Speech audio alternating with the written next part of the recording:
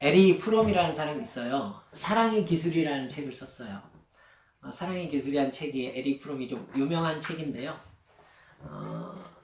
그 양반이 쓴 책 중에 소유냐 존재냐라는 책이 있어요.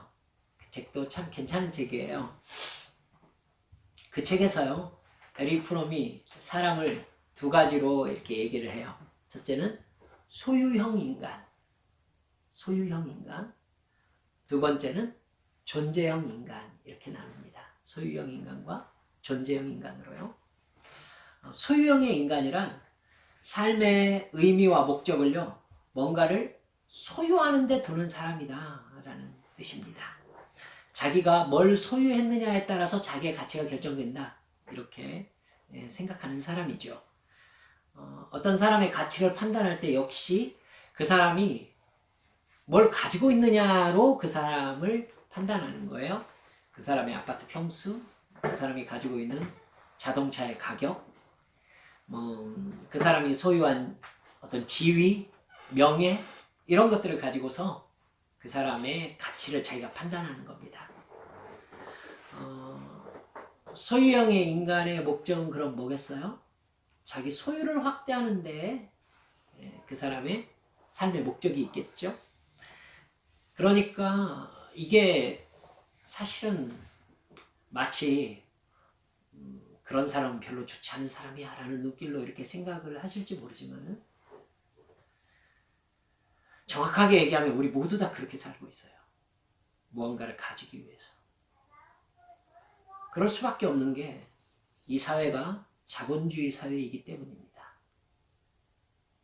여러분, 예전에 아르키메데스라는 사람이 있었던 거 여러분 아시죠? 아르키메데스가 누구죠? 그건 나중에 얘기합시다. 그 사람이 그냥 통나무 속에서 살았다라고 얘기 들었는데 맞습니까? 기억이 그렇게 납니다만, 거기에서 그냥 사는 철학자요, 수학자였습니다. 알렉산더 대왕이 그 사람의 유명한 그 명성을 듣고 가가지고는 당신의 소원을 내가 들어주고 싶은데 어떻게 해줬으면 좋겠습니까? 라고 얘기했더니 아르키메데스가 유명한 말을 했다고 하죠. 햇빛을 가렸습니다. 좀 비켜주십시오. 여러분, 이런 이야기가 전해 내려올 정도로 예전의 사회는 그 사람이 가지고 있는 인격, 그 사람이 가지고 있는 학문의 깊이, 그 어떤 것에 대해서 사회적 평가의 잣대가 따로 있었어요. 그러니까 그 사람들은 돈을 가지고 있지 못할지라도 존경받을 수 있는 어떤 사회적 토대들이 있었다고요. 근데 지금은 자본주의 사회죠. 아무리 인격이 훌륭한 사람이라도, 아무리 많은 학문을 가지고 있는 사람일지라도 돈이 없으면 속된 얘기로 개털이에요. 아무것도 안 해요.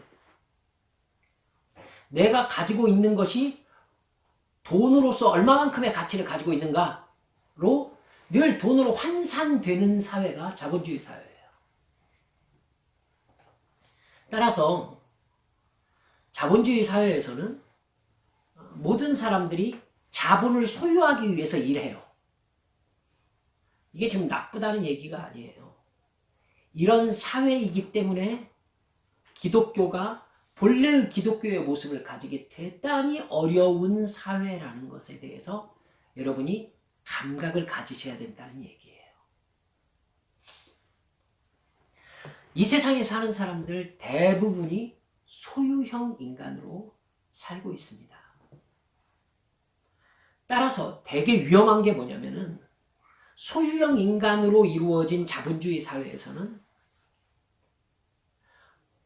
소유라는 결과를 낳기 위해서 방법이 합리화되는 경향이 있어요. 그렇죠? 무슨 방법을 써서라도 다른 사람에게 크게 침해되거나 위법한 상황 아니라면, 불법을 행하는 상황이 아니라면 수단과 방법을 가리지 않고 나의 소유를 확대하는 것이 정당화된단 말이에요. 궁극적으로 자기가 더 많이 소유함으로 만족을 누리는 것이 인생의 목적이 되는 것입니다.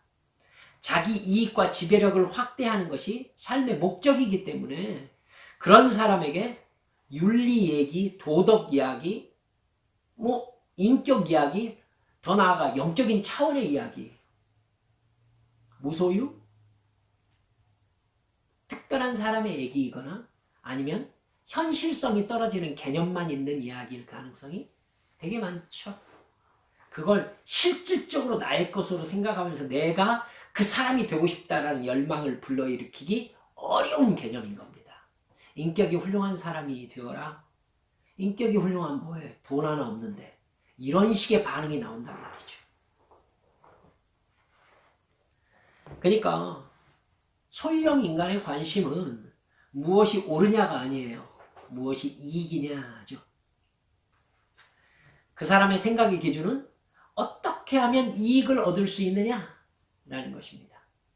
그 이익과 함께 가는 게 이제 효율이죠. 어떻게 하면은 더 노력을 적게 들이고도 최대한의 효과를 얻어서 이익을 극대화시킬 것입니다. 이게 우리 사회의 가치관입니다, 사실. 교회 안에서도 이 가치관이 지배하면은 하나님의 말씀은 설 자리가 없습니다. 그래서 저는 자본주의가 하나님께서 이루고자 하시는 민주주의가 아니라고 저는 생각하고 있습니다. 민주주의와 자본주의는 달라요. 여러분, 민주주의는 힘써 추구할 것이로되 자본주의는 대단히 위험할 수 있다는 가능성에 대해서 여러분 깊이 인식하실 수 있어야 됩니다. 그래야 선을 그을 수 있어요. 자본이 우리의 적은 아니에요. 돈이 적은 아니에요. 여러분, 돈 없이 살 수 있나요? 사회가 그렇게 돼버렸어요. 돈이 있어야 살 수 있어요. 그런데 그것이 하나님을 잃게 하는 라인이 분명히 있거든요. 그 라인을 정확하게 그어서 나의 삶이 본질적으로 하나님의 소유임에 대해서 여러분 의심할 바가 없어야 때로 우리가 나의 생명을 주를 위하여 내놓아야 할 때에 기꺼이 내놓을 수 있는 신앙의 훈련이 되기 시작한단 말입니다. 이 부분의 개념이 없으면은 여러분 부자의 문 밖에서 얻어먹었던 나사로가 그 사람에게서 배울 게 아무것도 없는 거죠. 그 사람에게서 뭘 배우겠어요? 자본이 없으면은 아무것도 배울 게 없는 거예요. 하지만 예수님은 굳이 써놓으셨죠? 기억해야 합니다. 라인을 정확하게 그을 수 있어야 주를 위하여 나의 생명까지도 드립니다 라는 순교자가 이해가 가는 겁니다. 자, 존재형 인간이란요, 삶의 의미와 삶의 의미와 목적을요 존재 자체에 두는 사람이에요. 그 사람이 어떤 존재인가에 따라서 그 사람의 가치가 결정된다고 생각하는 사람이죠. 소유형 인간처럼요, 그 사람이 가지고 있는 것이나 보이는 조건이 바람직한 인간의 조건이라고 생각하지는 않는 겁니다. 전혀 관계없다는 얘기는 아니에요. 내면의 존재가 어떤 존재인가를 인간의 가치로 여깁니다. 그가 생각하는 것은요, 인간답게 산다는 것이 무엇이냐, 또 무엇이 가치 있는 삶이냐, 무엇이 옳은 삶이냐, 인간은 궁극적으로 어떤 존재냐, 여기에 이제 관심을 가지고 사는 겁니다. 지금은 철학자나 그런 것들을 연구한다고 생각하시겠지만 천만의 말씀입니다. 이 부분에 대해서 본질적인 생각이 없으면 우리는 하나님에 대해서 관심이 없는 겁니다. 하나님을 만나는 사람들은 누구를 만나고 소유형 인간보다 존재형 인간이 되기 때문입니다. 비록 많이 소유하지 못했을지라도 자기가 생각하는 바람직한 인간으로 사는 것에 대해서 만족을 느끼는 것이죠. 하나님이 세상을 창조하셨고 예수 그리스도의 십자가 대속의 죽음과 부활의 소망을 믿음으로 말미암아 구원을 받은 사람들은 말씀드렸지만 마땅히 존재형 인간입니다. 예수님은 먼저 그의 나라와 그의 의를 구하라고 하셨죠. 소유에 대한 예수님의 개념을 여러분 분명하게 아셔야 될 필요가 있어요. 이 세상에 살지만 하나님 나라의 시민이니까 그 나라의 가치관을 가지고 살아라. 이게 지금 예수님의 관점이거든요. 나를 지으신 주님이시고 죄의 결과로 영원한 지옥의 형벌을 받을 수밖에 없는 운명에서 나를 구해주신 하나님이세요. 그러니까 하나님의 뜻에 순종하면서 하나님과 사랑의 관계를 맺으면서 하나님 뜻에 순종하는 삶이 가장 인간다운 삶이라고 생각하는 게 당연하다는 거죠. 물론 이 세상에 살기 때문에 소유를 떠나서 살 수 있는 건 아니라고 말씀드렸어요.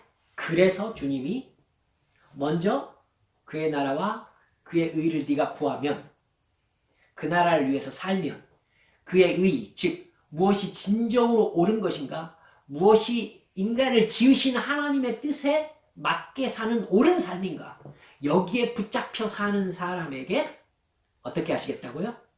이 모든 것을 더하여 주시겠다고요. 즉 그렇게 사는 삶이 가능하게 해주시겠다는 것입니다. 이 약속을 믿으셔야 돼요. 이 약속을 내가 소유에 안달복달하면서 소유 더 그러면은요 주님께서 어떻게 하시느냐면은 그래 소유형 인간으로 살아라 라고 놓아요. 이게 문제예요. 소유형 인간으로 살아라고 놓으면은 내 삶의 책임자가 누구라고요? 자신인 거죠. 네가 알아서 살아. 주님이 놓아요. 주님하고 관계가 없는 거예요. 주님하고 관계 있는 사람은 존재형 인간이에요. 그렇기 때문에 소유에 매이지 않은 삶을 살아야 되거든요. 주님. 하지만 이 세상은 소유가 없으면 살 수가 없잖아요. 그래. 그의 나라와 그의 의를 구하는 존재형 인간으로 네가 정말로 살고자 원하느냐? 그게 나와 관계 있는 삶이다. 그 삶이 가능하도록 내가 이 모든 것을 너에게 더해주겠다. 이게 주님이 책임져 주시는 삶인 거예요. 이해가 가시죠? 네. 그래서 저는 이 얘기하기 참 민망합니다만, 그래서 우리 성도들에게 저는 누구를 막론하고 11조를 드리세요 라고 말씀드립니다. 11조를 드리세요. 하나님 앞에 정확하게 11조를 구별하여 드린다는 것 자체가 나의 삶의 소유와 나를 소유하신 분이 당신이십니다라는 고백이거든요. 근데 11조를 못 드려. 결국은 이 소유가 나에게 더 중요합니다라는 나의 행동의 증명인 거죠. 이게 대단히 중요합니다. 대단히 중요합니다. 목사가 돈 벌기 위해서 제가 이 얘기를 한다고 생각하시면 크게 착각하시는 거예요. 그 얘기가 아니에요. 그 얘기가 아니에요. 네 물질이 있는 곳에 네 마음이 있다라고 예수님께서 말씀하셨어요. 그래서 제가 여러분들께는 민망하지만 여러분들께 11조를 드리세요 라고 이야기하는 편입니다. 저 되게 이런 얘기하기 쑥스러워하고 이런 설교를 도무지 하지 않습니다. 하지만 하나님께 제가 이 얘기 하지 않는다고 하나님께 혼나서 제가 여러분께 말씀드리기 시작했었습니다. 사랑하는 여러분들, 존재형 인간으로 사시면서 여러분의 소유를 하나님이 관리하게 하세요. 존재형 인간으로 사는 걸 가능하게 하시는 분이 하나님이십니다. 이 모든 것을 너에게 더해 주시리라 하나님의 약속이에요. 아시겠죠? 예수님의 십자가 대속의 죽음과 부활의 소망이 무엇인지를 나의 것으로 깨닫게 되는 순간 사람은 소유형 인간에서 존재형 인간으로 바뀝니다. 이전에 알지 못했던 하나님이라는 신을 알게 됐어요. 천국과 지옥, 선과 악, 내가 죄인이라는 사실을 알게 됐어요. 하나님의 아들 예수 그리스도께서 나를 구속하시기 위해서 십자가에서 죽으셨다는 것을 진정으로 믿게 되었어요. 그러면 그 사람은요, 이 세상의 돈과 권력으로 내 만족을 위해서 살 수가 없어요. 자기 이익과 만족을 위해서 살지 않고요, 하나님의 뜻을 이루기 위하여 살게 변화되어요. 변화될 수밖에 없어요. 자기 삶의 기준이 여기에서 이익이 아니라 그 나라의 영광으로 바뀌기 때문에 그렇죠. 오늘 본문에 나오는 남유다의 왕 아마샤. 이 아마샤가 이 존재형 인간과 소유형 인간의 극적인 변화를 우리에게 보여주는 사람입니다. 이 양반이 왕이 되었을 때요, 존재형 인간으로서 하나님의 말씀에 온전히 순종하는 사람으로 드러납니다. 여러분, 하나님의 말씀에 순종할 때 여러분에게 이익이 된다고 생각하십니까? 즉, 존재형 인간으로 살면 소유형 인간이 추구하고자 하는 이익이 함께 충족된다고 생각하세요? 그럴 때도 있어요. 그런데 결정적으로 아닐 때가 있어요. 결정적으로 아닐 때가 있어요. 사람들은 하나님을 사랑하는 존재형 인간으로 살 때에 나에게 충분한 소유가 만족되었으면 좋겠다, 이런 신앙인으로서의 소망을 가지고 있어요. 근데 사람이라는 게 이게 연약해요. 그래가지고 이 소유와 존재 사이에서요, 소유가 점점 채워지면요, 이 소유로 얻는 즐거움에 점점 더 치중하게 됩니다. 그래가지고 나도 모르게 소유 쪽으로 치우치다가 어느 순간 하나님께서 소유를 확 거두시를 때가 와요. 이때 이 사람이 실제 어떤 사람이었는가 정체가 확 드러나요. 저도 그러더라고요.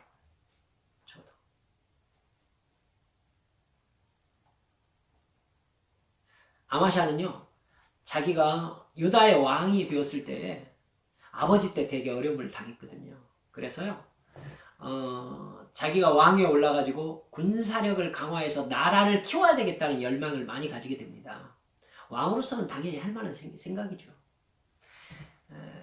그 사람은요, 군대 조직을 바로 정비합니다. 그리고 훈련을 강화해가지고 군사력을 크게 강화시켜요. 심지어 유다의 세력을 국외로 넓히겠다고 생각을 합니다. 그래가지고 그때 당시가 남유다와 북이스라엘이 나눠져 있던 때거든요. 북이스라엘, 거기가 국가 경계선이 지금처럼 뚜렷한 이런 나라 형태가 아니기 때문에, 아직 그렇기 때문에 자유롭게 왔다 갔다 할 수 있어요.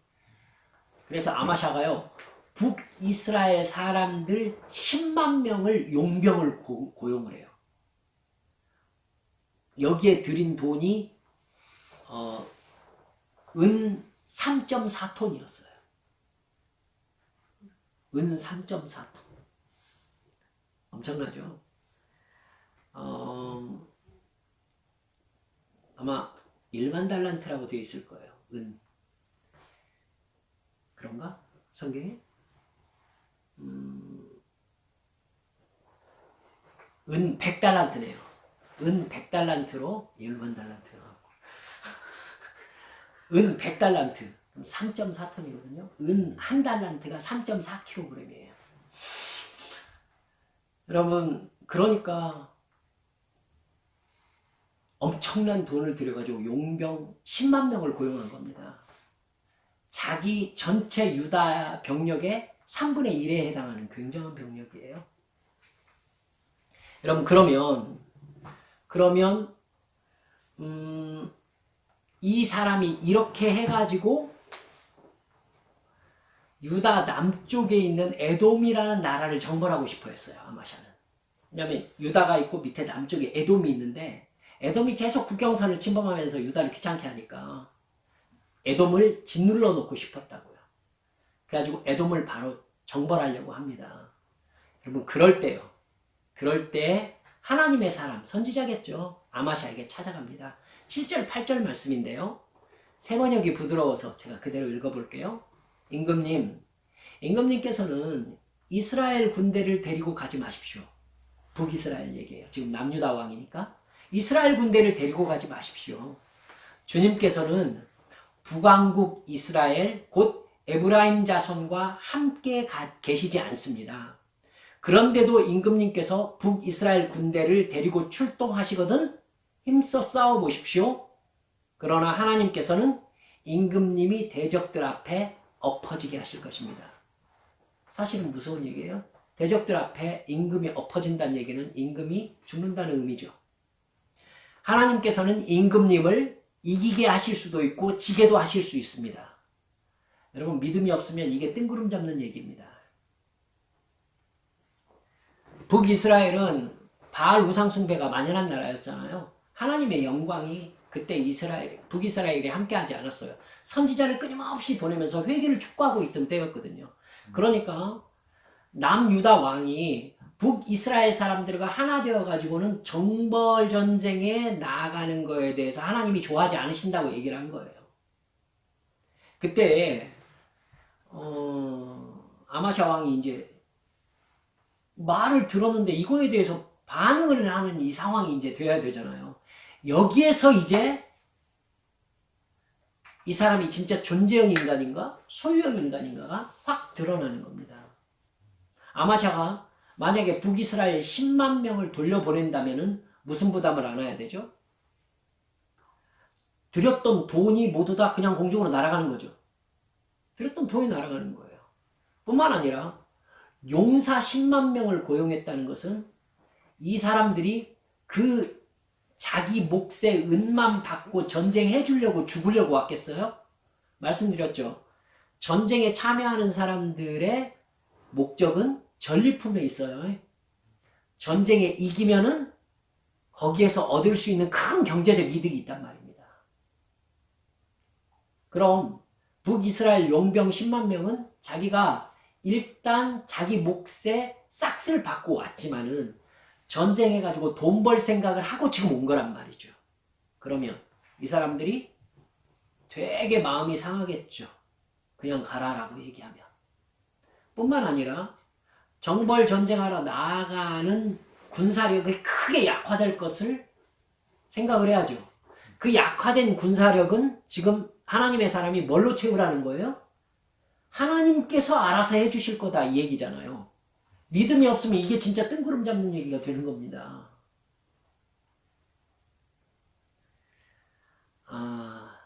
그 엄청난 군사력을요 아마샤가 돌려보냅니다. 돌려보내요. 육의 법칙, 보이는 법칙, 소유의 법칙에 따라서 사는 게 아니라 보이지 않는 영의 법칙, 존재의 법칙에 따라서 가기로 일단 아마샤가 결정을 한 거예요. 큰 손해였죠. 근데 순종합니다. 아시겠죠? 이 부분에서 그 사람이 진짜 어디에 가치를 두고 있는 사람인가 드러날 수밖에 없어요. 내가 손해를 보는 상황이 생길 때. 이익을 보는 상황에서 순종 누가 못해요? 그거 하면 하나님께서 복을 주신다. 여러분 안 할래요? 근데 이걸 하면은 큰 손해를 봐. 그런데 하나님의 뜻이야. 여기에서 이제 드러나는 거예요. 여기에서. 아마샤는 이 시험을 훌륭하게 극복합니다. 은 100달란트 날려요. 그리고 그 사람들을 돌려보내요. 이게 사실은 문제였어요. 그 사람들을 돌려보내니까요. 그 사람들이 크게 마음이 상해가지고 사마리아에 이르는 동안, 사마리아가 지금 북이스라엘 수도잖아요. 돌아가는 동안에 있는 성들을 모두 다 약탈했어요. 그래가지고는 유다 백성들 3,000명을 죽이고 갔어요. 그 사람들이. 되게 마음 상한 거잖아요, 지금. 그러니까 아마샤는 손해를 있는 대로 본 거예요, 사실은. 돈도 날렸을 뿐만 아니라 성을 약탈당했고 죄 없는 유다 사람들 3,000명이 지금 죽은 상황이 돼버렸단 말이에요. 근데 아마샤가 그런데도 순종을 해요. 그리고 에돔을 정벌합니다. 이겼겠어요, 졌겠어요? 이겼죠. 이겼죠. 하나님께서 도와주셨으니까. 이겼어요.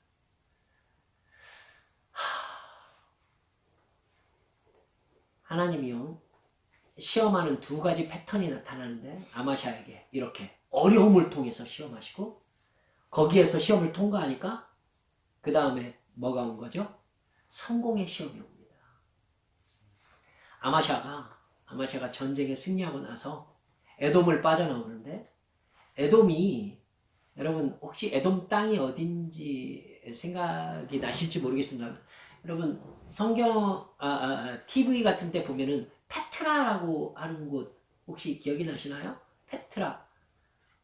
페트라라고 해가지고 바위산으로 되어 있는 곳에 바위에 크게 조각되어 있는, 어디에 나왔냐면 트랜스포머에서 그 바위산 그 사이로 딱 지나가지고는 안 보셨구나. 네. 트랜스포머에 나와요. 그 페트라가 무대로 나오거든요. 그래가지고 거기에 뭐 옛날 왔던 그 트랜스포머들이 거기에 이렇게 있다가 이렇게 부수고 나오는데, 그 유적이 페트라 유적이에요. 에돔 땅입니다. 거기가 에돔 땅이에요. 우상숭배가 만연했던 에서의 후손들이 사는 곳이었죠. 여러분 아마샤가요, 그 땅의 우상들을 보면서 그럴듯하게 보이는 거예요. 그래가지고 우상들을 유다로 가지고 옵니다. 유다로 가지고 와요. 그래서 유다 땅에다가 자기를 위한 신이라고 하면서 섬기기 시작한 거예요. 그러니까 하나님께서, 하나님께서 이게 말이 되겠어요? 하나님의 사람이 가가지고 하는 소리가 맞죠. 딱 와가지고는, 왕이시여, 지금 에돔의 신들이 에돔을 여호와의 손에서 구했습니까? 지금 그 신들이 자기들 민족도 구하지 못했는데 그 신을 가져다가 지금 당신은 섬기겠다고 하는 게 이게 말이 됩니까? 라고 얘기를 한 거예요. 그러니까 아마샤가 예전 같으면 큰 손해를 보는 상황에서도 하나님의 음성을 들었던 사람이 뭐라고 하느냐면은, 우리가 너를 국가 고문으로 삼았느냐? 닥쳐라. 왜 맞아 죽으려고 해? 이렇게 얘기를 한 거예요. 왜 맞아 죽으려고 해? 입 다물어라. 말이 계속 되는데 말을 끊으면서 한 소리였어요, 이게. 그러니까 그 선지자가 입을 다물면서 뭐라고 하느냐면요, 왕이시여, 왕께서 하나님의 음성을 내가 전하는데 왕이 듣지 않기로 작정하는 것을 보니까 하나님께서 왕을 망하게 하시기로 결정하셨다는 사실을 내가 알겠습니다 하고 입을 다물었다. 성경에 이렇게 나옵니다. 여러분, 아마샤는요, 자기가 에돔을 정벌한 왕이라는 만족감에 취해 있었어요.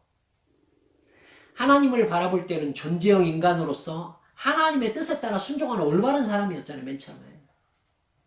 근데 하나님의 도우심을 받아가지고 에돔과의 전쟁에서 승리하자 자기의 업적과 권력을 바라보는 소유형 인간으로 확 바뀐 거예요, 사람이. 자기 스스로 높아지면 여러분, 하나님이 자기의 주인이시라는 것을 불편해합니다.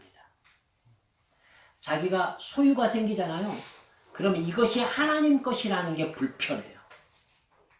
알겠습니까? 제가 어떤 분하고 11조 얘기를 한 적이 있었는데요. 100만 원 벌 때에는 10만 원 바치는 거 어쩌면 크게 어렵지 않다라는 생각이 들었대요. 근데 1000만 원 버니까요, 100만 원 드리라는 것이 되게 좀 부담이 되더래요. 여러분 1억 벌어보십시오. 그러면 1000만 원 쉽게 드릴 수 있을 것 같습니까? 벌써 이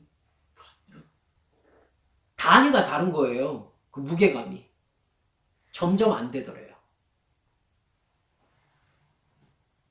여러분, 자기 스스로 높아지고 내가 붙잡고 있는 게 많으면요, 이것뿐만 아니라 나의 존재 자체가 하나님의 것이라는 게 불편해집니다. 내가 이걸 이용해서 내가 내 마음대로 내 만족을 위해서 살고 싶은데 이 모든 게 하나님 것이며 하나님을 위해서 사용되어야 한다는 것에 대해서 마음에 저항감이 생기기 시작하죠. 여러분, 세상 얘기로 하면 이게 건방져지는 겁니다. 성경 얘기로 하면요. 교만이지요. 나를 지으신 하나님, 나를 구원하신 하나님과의 관계가 중요하고 그 하나님과의 관계에서 규정된 나의 존재에 집중해야 되는데 자기 만족에 취하니까 소유형 인간으로 바뀌는 겁니다. 나를 이렇게 만족시키는 것이 있다고 신세계를 맛본 듯이 빠져드는 거예요. 아마샤가 좀 힘든 나라를 물려받아가지고는 자기가 에돔을 정벌했어요. 에돔 용사 10,000명을 죽였거든요. 승리한 거예요. 승리한 거. 이제 에돔이 자기 거예요. 그러니까 이 사람이 관점이 하나님의 음성에 순종하는 관점이 아니라 자기가 지배하는 관점으로 바뀐 겁니다. 소유형 인간으로 바뀌는 사람은요, 마약에 중독된 사람과 비슷합니다. 끝없이 가지려고 하고 끝없이 높아지려 할 수밖에 없습니다. 그럴 수밖에 없어요. 그게 인간이에요. 그래서 자기 만족을 극대화시키는 거예요. 여러분 16절 말씀에 아마샤에게 경고했던 선지자의 말을 정말 깊이 생각해야 할 필요가 있어요. 왕께서 나의 충고를 받지 않고 이렇게 하시는 것을 보니까 하나님께서 임금님을 망하게 하시기로 결심하신 것을 알겠습니다. 이게 정확한 영적인 시각입니다. 하나님께서 돌이키라고 잘못을 지적할 때는요, 계속 가면은 죽는다는 얘기입니다. 여러분 아셔야 돼요. 내 눈이 지금 내가 가진 것, 내 위치, 나의 소유 이거에 집중되어 있으면은요, 내가 지금 이렇게 가는 길의 끝이 안 보여요. 근데 주님께서 깨달음을 주시면서 뭐라고 하시느냐면은 돌이켜라, 돌이켜라 라고 얘기할 때에는요, 주님이 이걸 갖고 싶어서가 아니에요. 무슨 말인지 알겠죠? 이걸 갖고 싶어서가 아니에요. 주님이 너 그대로 가면 저 끝이 죽음이야, 이 얘기를 하고 계시는 거예요.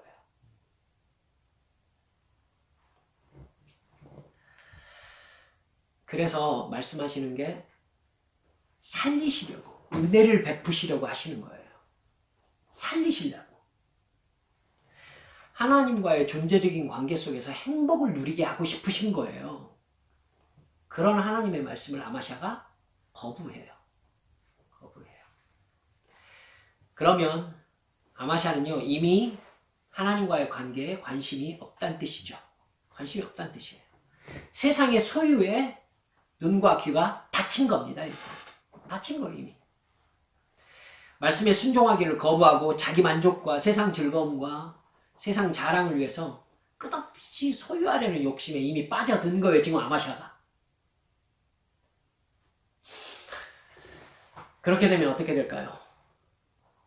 욕심이 잉태한 즉 죄를 낳고, 죄가 장성한 즉 사망을 낳느니라. 이게 죄와 사망의 법칙이에요. 죄의 값은 사망이에요. 여러분, 그 법칙 안으로 내가 걸어 들어간 거예요. 하나님은 그 법칙 안에서 나와라. 그 나라와 그의 의를 위해서 살면 네 존재적 필요는 내가 채우겠다. 이게 하나님의 약속이거든요.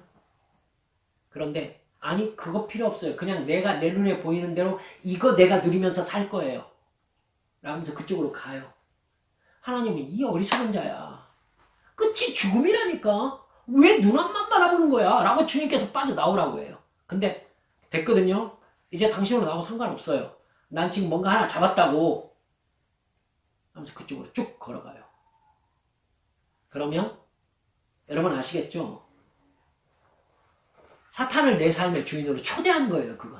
그죠? 초대한 거예요. 내가 초대한 거라고. 그러니까 내가 생명의 성령의 법에서 빠져나와서 죄와 사망의 법으로 내가 걸어 들어간 거라고. 그러니까 내가 감옥 안으로 들어간 거라고.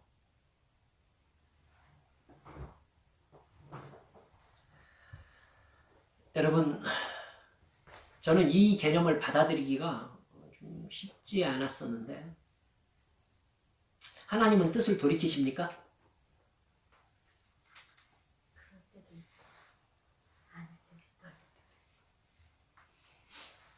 관계적인 측면에서 하나님께서 뜻을 돌이킬 때가 있습니까? 없습니까? 많습니다.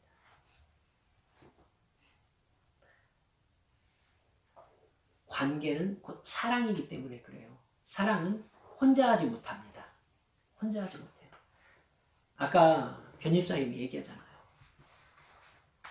우리가 하나님을 버리면 하나님도 우리를 떠나실 수밖에 없어요. 여러분, 성경에서 하나님께서 뜻을 돌이키셨다라는 걸 인터넷에 한번 쳐보고 구절을 쫙 살펴보세요. 하나님이 얼마나 자주 뜻을 돌이키시는지. 하나님도 당신이 배신당하시면 뜻을 돌이키세요. 더구나 지금 아마샤 같은 경우는 왕이잖아요. 여러분, 그 사람으로 인해서 더 많은 하나님의 백성들이 죄에 빠질 가능성이 노출된 거잖아요, 지금. 그러면 하나님은 어떻게 하시던가요? 성경 읽어보시니까.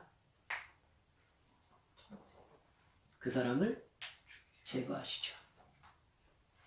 아마샤는요, 결국 교만에 빠져가지고 북이스라엘을 건드려서 전쟁을 일으켜요. 북이스라엘 요아스 왕이 와가지고 뭐라고 하느냐면요, 참아라.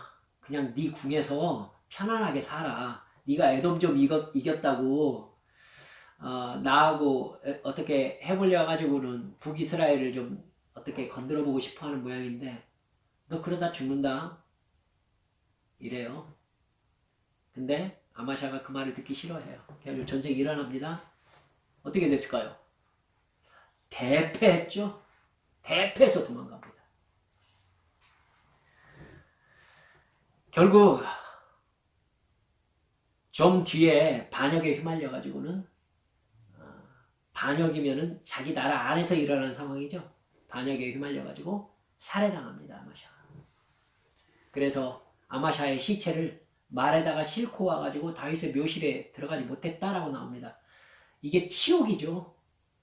말에다 실어왔다는 얘기는요, 시체를 이렇게 걸어왔다는 얘기예요. 지금 말에다가. 모욕입니다. 그의 인생이 끝이 어땠는지에 대해서 성경이 정확하게 짚고 넘어가는 거예요, 지금. 그가 하나님의 말씀을 듣고 순종하기를 거절하자 하나님이 그가 욕심에 빠져서 죄를 짓도록 하신 게 아니라 내버려 두신 거예요. 원래 그 사람이 지금 죄로 달려가고 있으니까 막지 않으신 거예요. 내버려 두신 거예요. 하나님을 배신한 거니까. 그러자 죄와 사망의 법이 얼른 그 사람을 낚아채버린 겁니다. 말씀을 맺으려고 해요. 관상이라는 영화 혹시 보셨습니까? 그 영화에서 제일 유명한 장면이 있죠.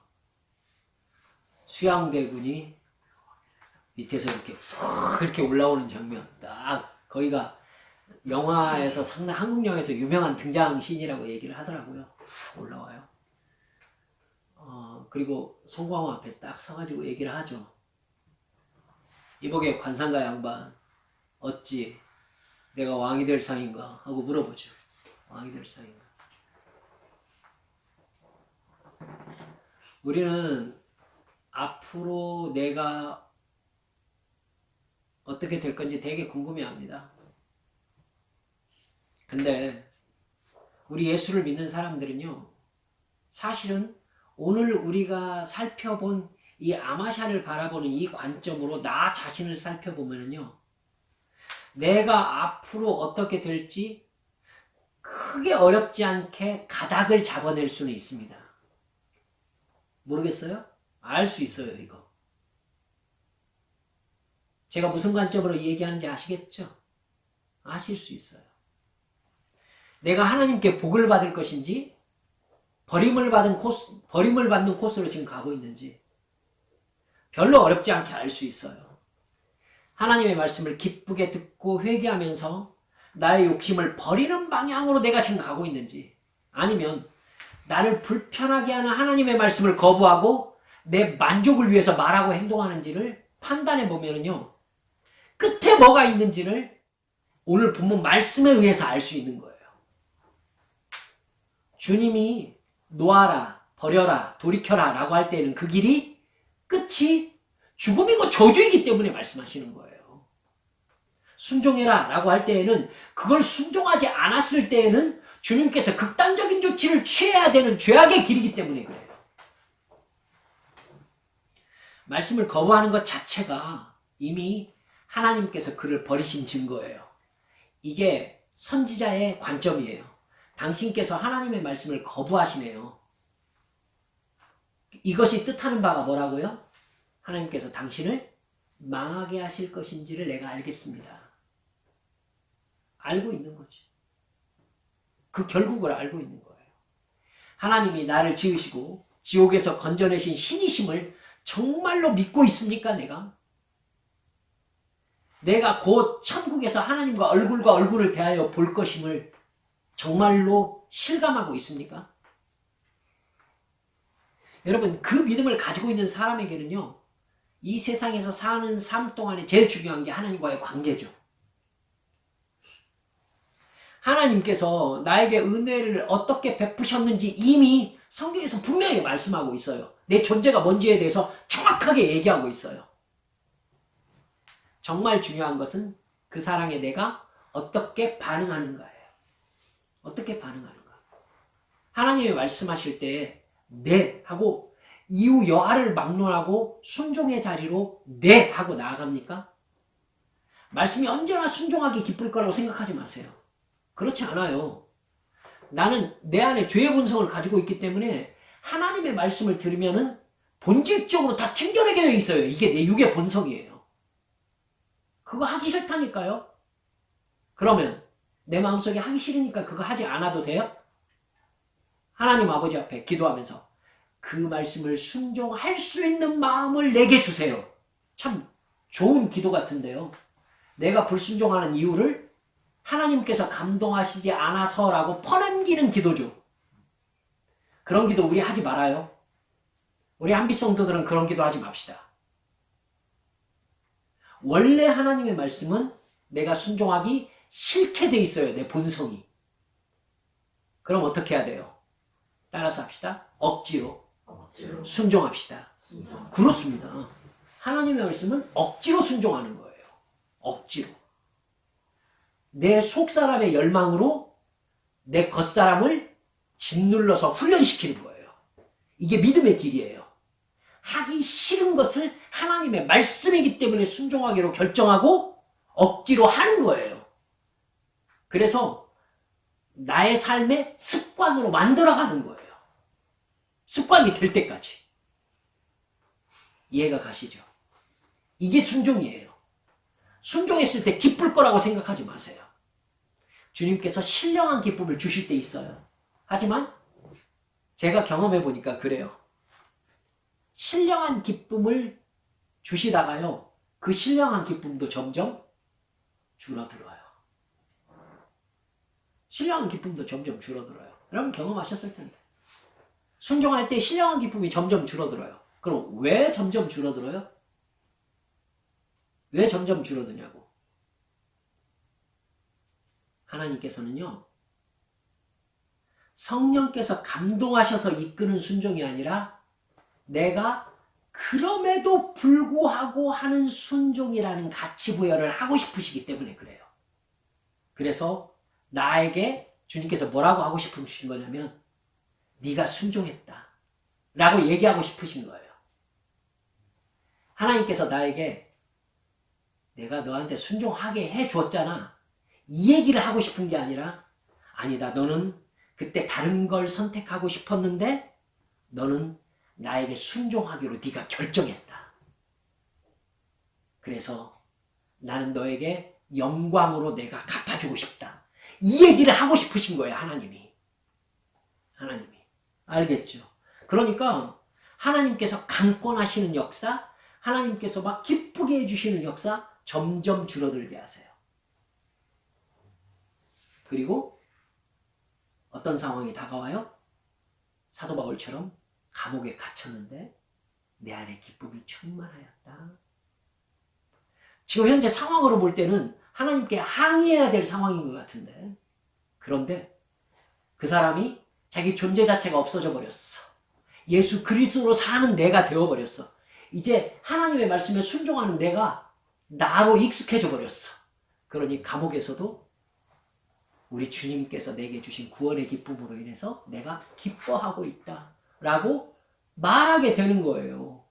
기쁨을 선택하는 거예요. 순종을 선택하는 거예요. 그것이 편안해지는 거예요. 이제 훈련되어지고 성화되어지고 주님 앞에 거룩한 존재로 자라나는 거예요. 어떻게 반응하실 거예요? 기쁨이 없으면 순종 안 할 거예요? 아주 어린 신앙이에요. 주님께서 하라시는 것은 이유가 단 한 가지밖에 없어요. 하라고 하셨기 때문에 그냥 순종하는 거예요. 그렇죠? 우리 아마샤처럼 거부의 반응이 내 안에 있는 것 자체가 내가 은혜의 길을 거부하고 싶은 죄악의 욕망이 있다는 것임을 감지하셔야 돼요. 그리고 억지로 순종하러 나아가는 겁니다. 그러니까 주님께서 나를 따라오려거든 어떻게 하고? 자기를 부인하고 자기를 부인하고 그 다음에는 자기 십자가를 지고 나를 따를 것이다. 여러분 따라서 해봅시다. 하나님의 말씀이 하나님의 말씀으로 나에게 들리는 것 자체가 복입니다. 정말 믿습니까? 그렇습니다. 하나님의 말씀이 말씀으로 들려서 그 말씀에 억지로라도 순종해야 된다라는 개념 자체가 있는 거, 이것이 진짜 복이에요. 아시겠죠? 이 시간 우리 하나님 앞에 함께 기도합시다.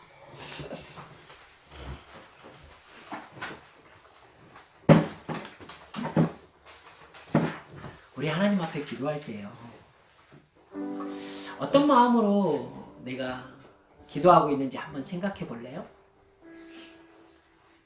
우리가 하나님의 말씀에 순종했을 때 나에게 좀 세상적 이익도 함께 있었으면 좋겠다라는 생각 되게 많이 하게 되거든요. 근데 여러분, 그럴 때도 있지만 결정적으로 그러지 않을 때도 있어요. 그 결정적인 순간이 뭐가 드러나는 순간이냐면 내가 하나님과의 관계에서 존재형 인간인지 소유형 인간인지가 드러나는 순간인 거예요.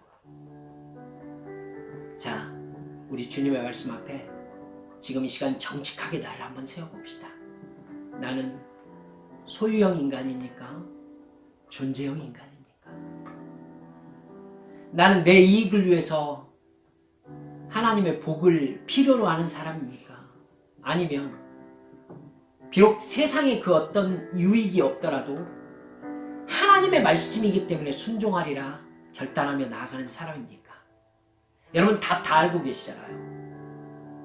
이 시간 주님 앞에 기도할 때에 주여, 정말로 우리 주님 앞에서 제가 순종하는 자리에 나아가 서면서 하나님과의 관계 안에서 그 나라와 그의 의를 위하여 기꺼이 사랑하는 마음을 훈련하는 그런 하나님의 사람이 되게 해주옵소서.